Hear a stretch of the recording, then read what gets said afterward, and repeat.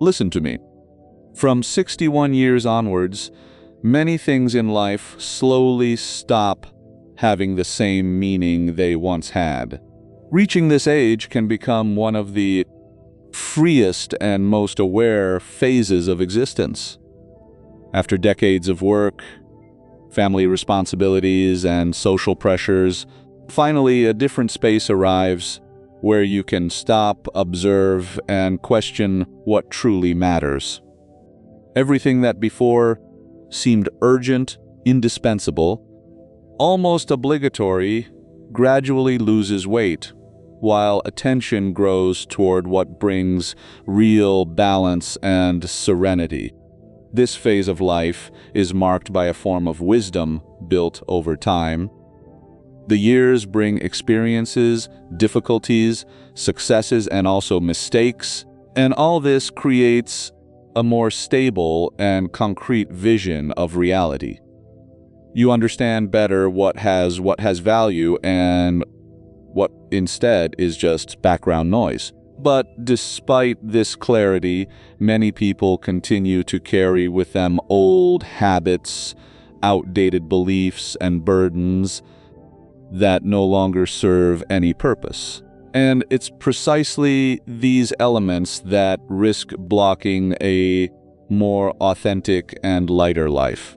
There are 10 things in particular that, after 61 years, begin to make no sense anymore.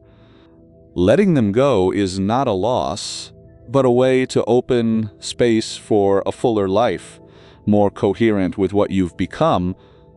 The first is staying tied to toxic relationships. In life, relationships play a central role.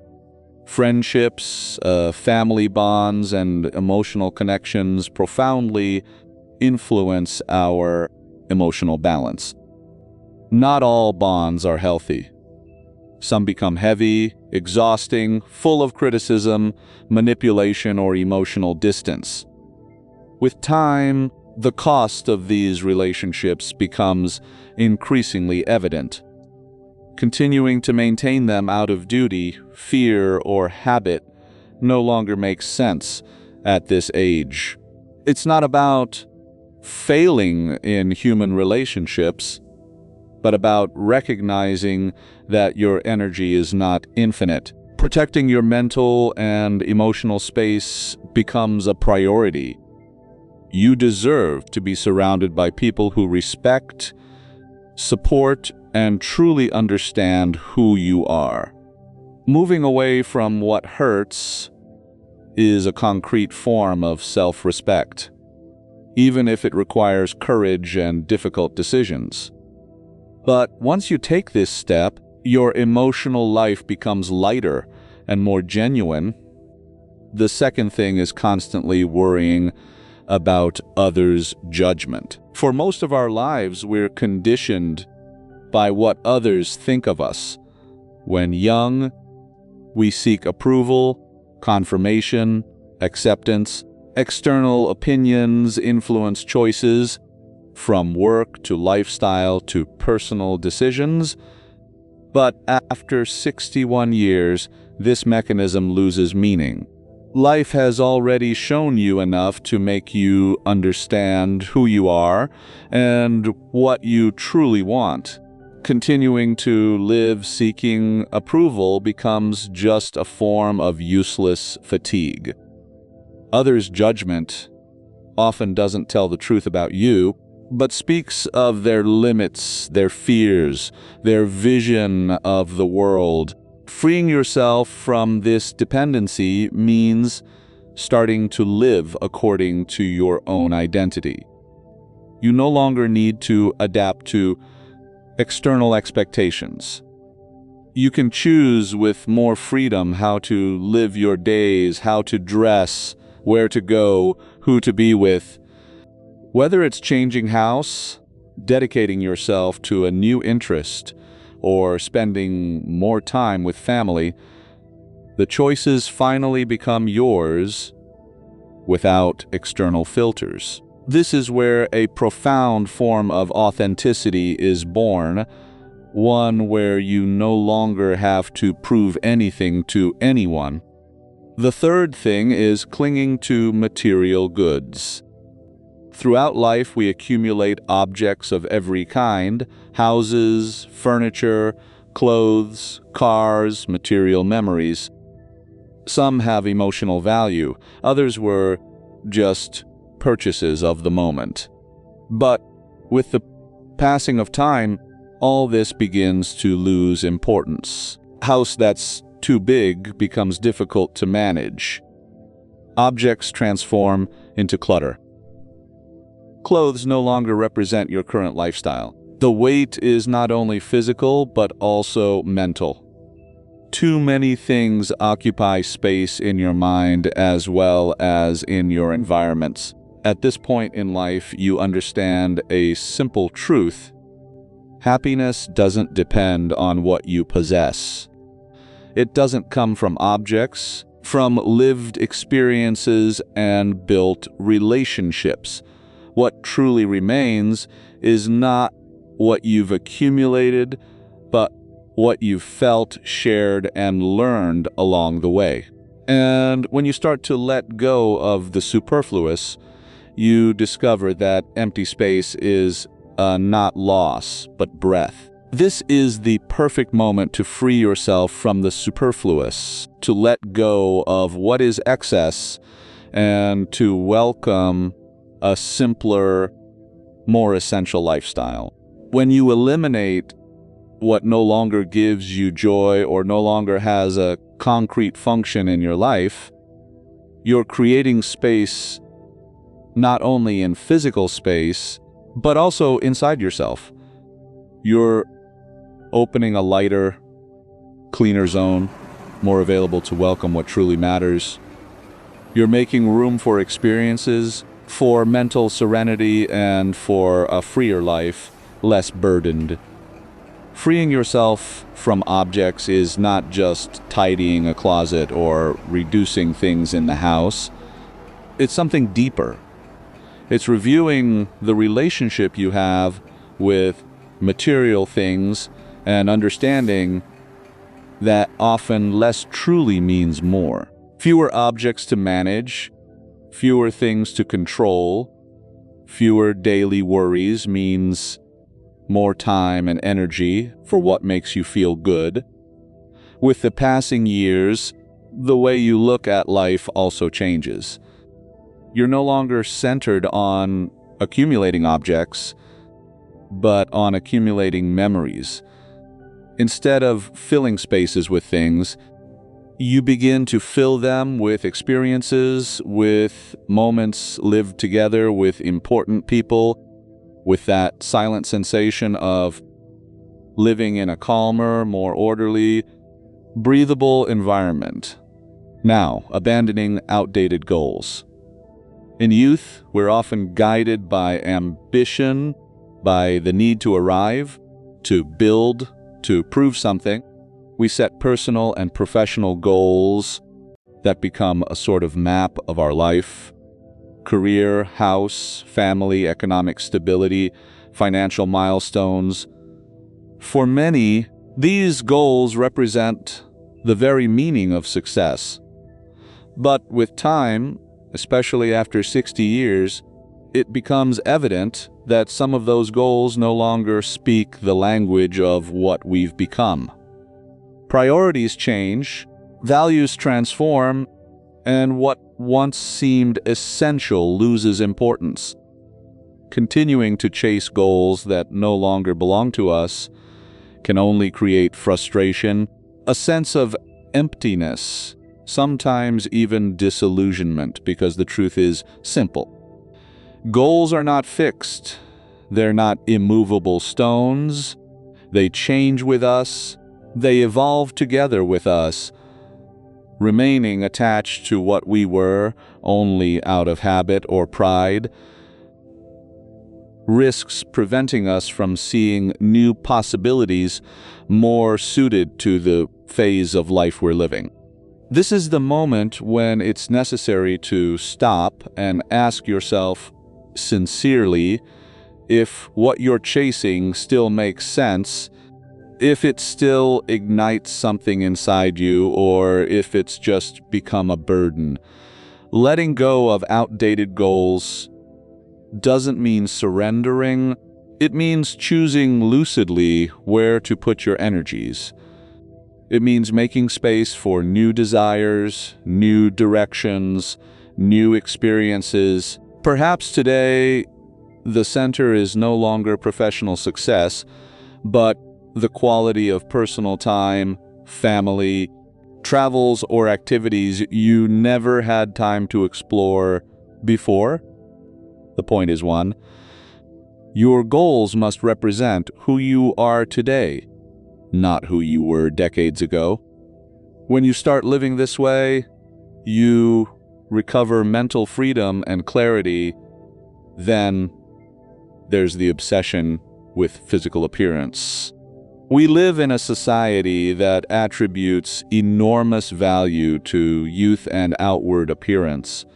From when we're young, we're exposed to continuous messages telling us how we should look to be accepted, appreciated, considered valid.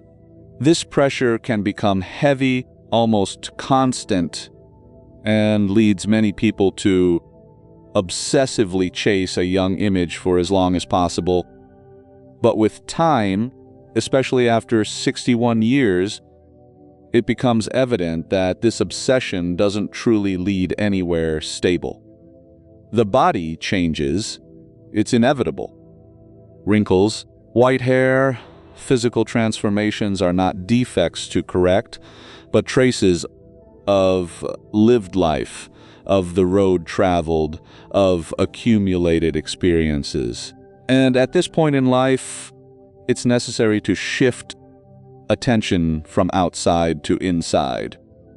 This doesn't mean neglecting yourself or abandoning self-care. On the contrary, it means continuing to take care of your body with balance through movement, correct nutrition, and rest, without transforming everything into a battle against time. The obsession with maintaining a young appearance becomes a useless burden, a distraction from what truly matters. True beauty is not only external, but manifests in the way you present yourself to life, in the confidence with which you walk in the world, in the kindness and wisdom you manage to transmit to others. Accepting your physical change is an act of awareness and self-respect. It means recognizing that your value doesn't depend on image, but on the person you've become.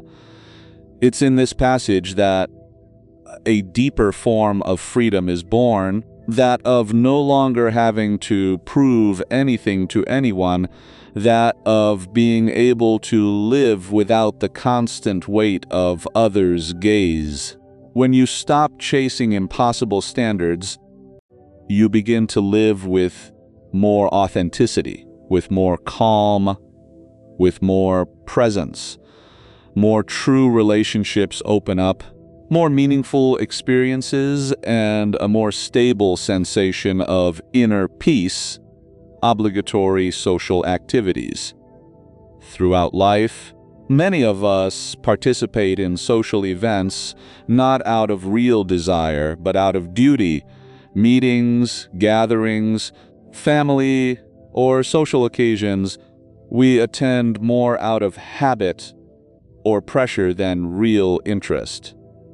Even when we don't really feel the need to be there, participating in family gatherings, social events, or community activities, sometimes the pressure to show up can become heavy, almost difficult to manage.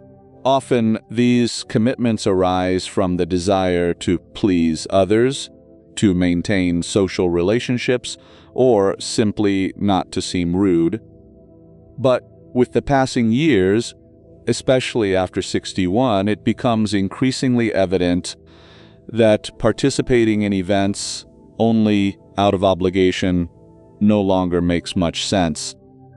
Your time, your energies, your emotional balance become too precious to be spent in situations that give you nothing in return.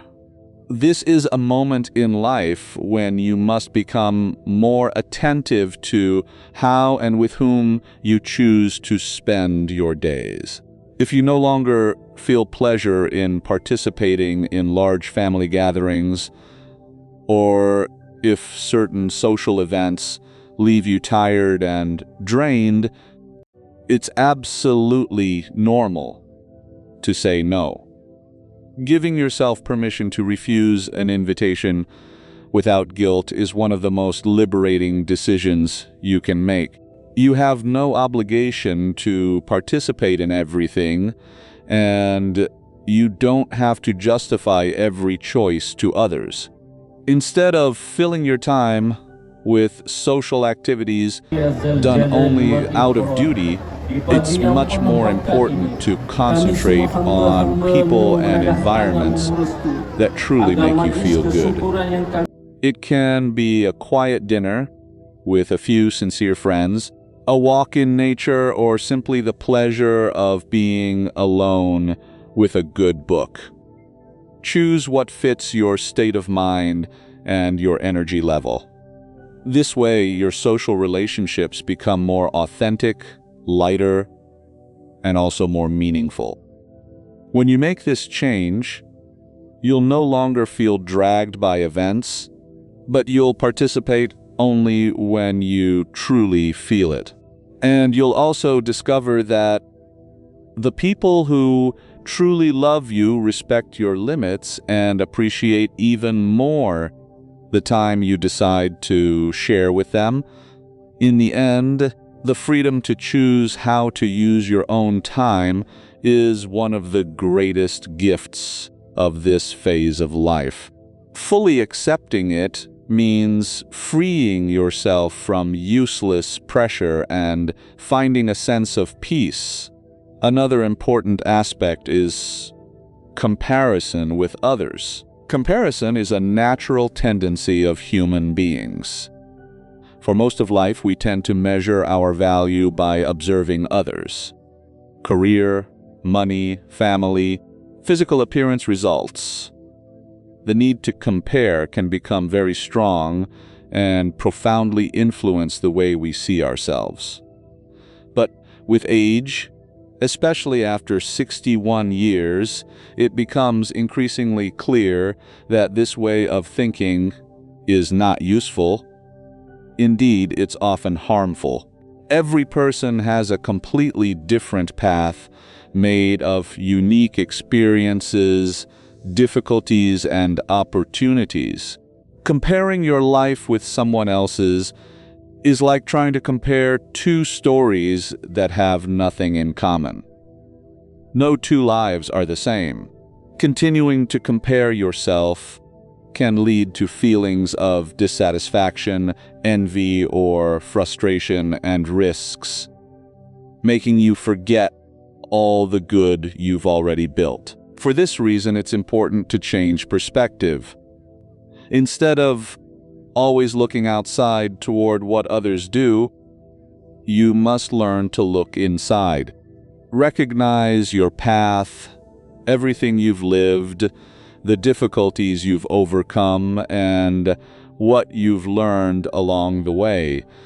Even small milestones have value because they're part of your personal story. Your life is full of experiences that belong only to you. When you stop constantly comparing yourself, you free yourself from useless pressure and begin to truly appreciate what you have. This brings a sensation of greater serenity because you're no longer trying to reach external standards that constantly change. Another fundamental point concerns mental and emotional health. With age, attention often focuses on physical health. Medical checkups are done, blood pressure is measured, blood values are checked, we try to stay physically active. All this is important, but often we forget that mental and emotional health is equally fundamental. Many elderly people experience moments of loneliness, sadness, anxiety, or melancholy, but tend to ignore them or consider them normal, something to endure in silence. This attitude is wrong and can become dangerous because neglecting emotions leads to a general worsening of quality of life. After 61 years, it becomes essential to also give value to your inner world. Recognizing sadness, loneliness, or anxiety is not a sign of weakness, but of awareness. Asking for help when needed is not a failure, but a form of strength. Talking to someone, turning to a professional, or simply dedicating time to personal reflection can make a big difference. It's also important to keep human bonds alive. Contact friends, family, participate in group activities, or seek situations that make you feel part of something. Authentic relationships are one of the main sources of emotional well-being, and it's never too late to build new bonds or strengthen existing ones. Practices like meditation or mindfulness can also help find a more stable inner balance.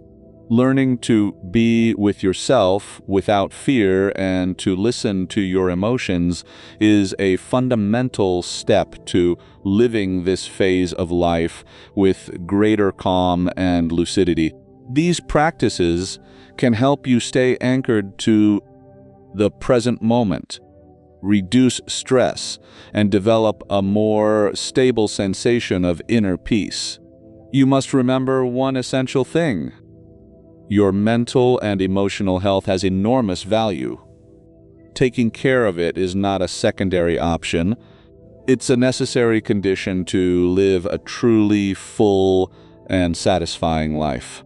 You must not hesitate to ask for help or change habits when you feel that something no longer works for your balance. This is not a cost.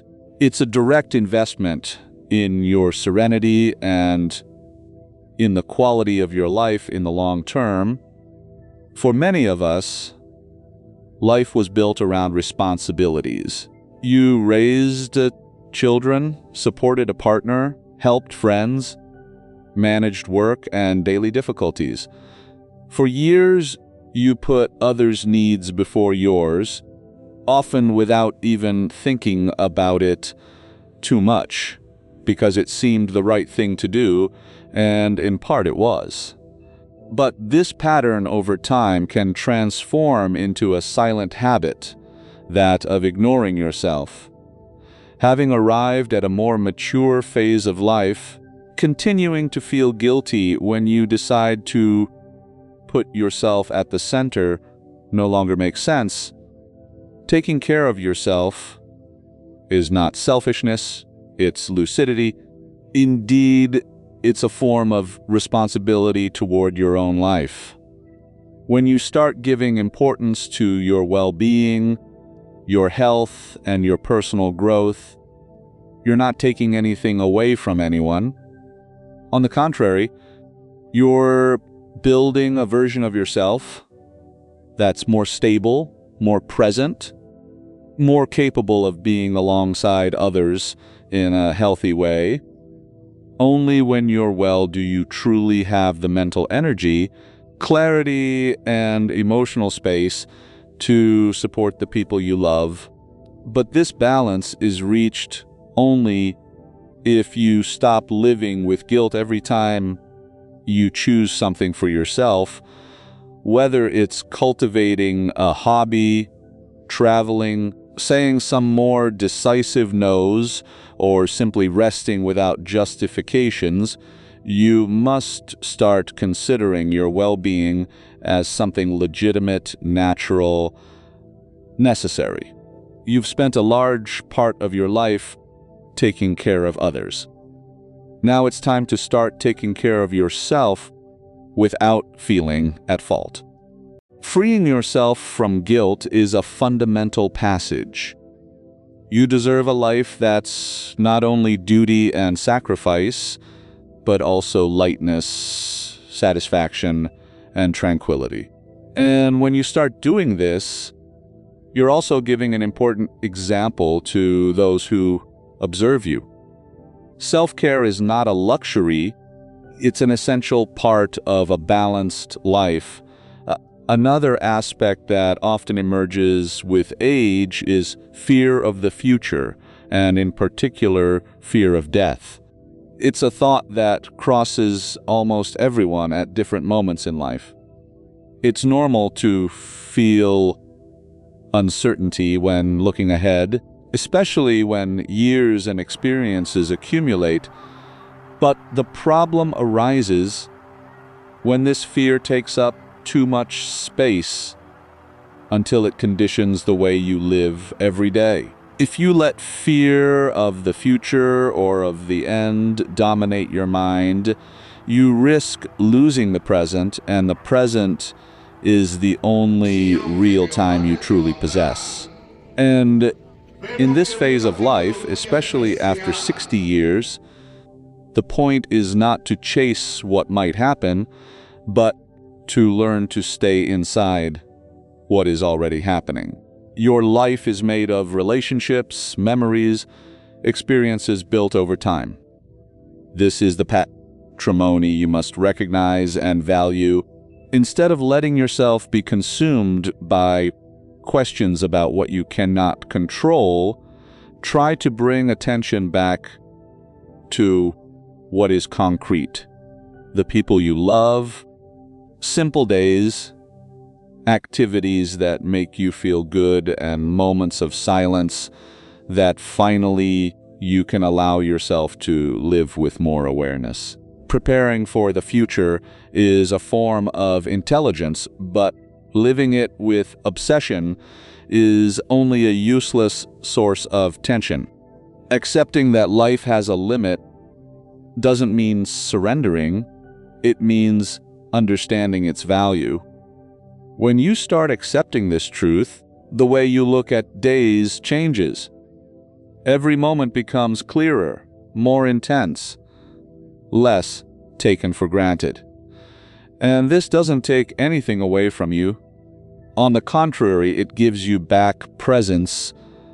Practices like meditation, awareness of breath, or even simply moments of personal reflection can help you reduce fear of the unknown.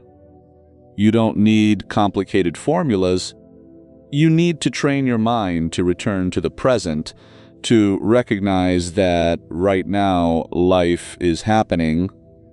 In the end, the truth is simple. The end is part of life's cycle. You cannot eliminate it, but you can change the way you live it inside yourself. And when you stop fighting what you cannot control, you begin to live with more freedom, less fear, more presence, less anxiety, more gratitude. In conclusion, the phase of life after 60 years is not a loss of time or meaning. It's a different phase with another type of depth. It's the moment when you can let go of what no longer belongs to you, the useless pressures, others' expectations, toxic relationships that add nothing to your path. You have the concrete possibility to choose a more authentic life. It's never too late to do it. Every day you can decide to give more space to what truly matters and less to what weighs on you. You can build a form of freedom that's more silent, much more solid. Use the time you have to live more consciously, not to chase everything, but to select better. Not to fill every space, to give value to what remains. This is true maturity. the ability to simplify life without impoverishing it.